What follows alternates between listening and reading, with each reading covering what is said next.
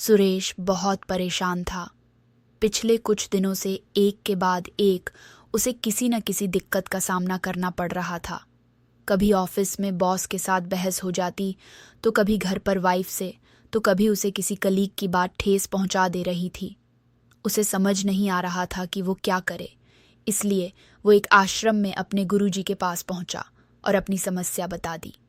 गुरुजी ने उसकी बात सुनी और कहने लगे, क्या तुम जानते हो नेवले सांप को मारकर खा जाते हैं? क्या? कितना अद्भुत है, ये छोटे से नेवले इतने जहरीले कोबरा सांप तक को मारकर खा जाते हैं।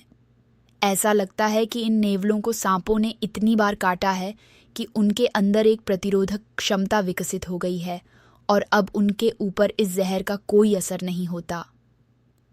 क्या? सुरेश को कुछ समझ नहीं आ रहा था कि गुरुजी क्या बात कर रहे हैं।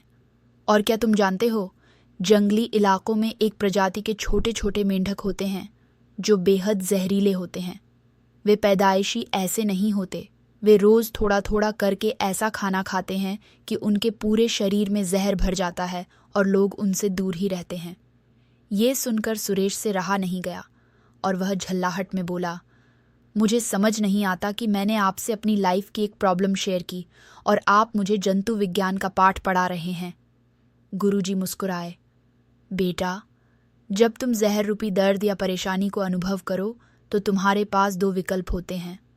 तुम नेवले की तरह उस अनुभव को जहर के प्रति प्रतिरोधक क्षमता विकसित करने में प्रयोग कर सकते हो, यानी कि तुम विपरीत परिस्थितियों का सामना करके खुद को और मजबूत बना सकते हो, या तुम उन मेंढकों की तरह बन सकते हो जो जहर को अपने शरीर का हिस्सा बनाते जाते हैं और इसी वजह से हर कोई उनसे दूरी बनाकर रखना चाहता है।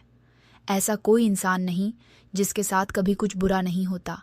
ऐसा होने पर कोई कैसे प्रतिक्रिया करता है, ये उसके ऊपर है। बताओ, तुम कैसे बनना चाहोगे, नेवले की तरह या मेंढक के जैसे? जीवन में कटु अनुभव को टाला नहीं जा सकता।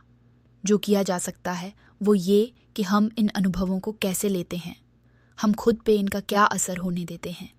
किसी खट्टे अनुभव की वजह से खुद में खटास ला देना आसान ज़रूर है, पर ऐसा करना हमें उन मेंढकों की तरह जहरीला बना देता है और धीरे धीरे हमारे मित्रों, रिश्तेदारों और संबंधियों को हमसे दूर करने लगता है।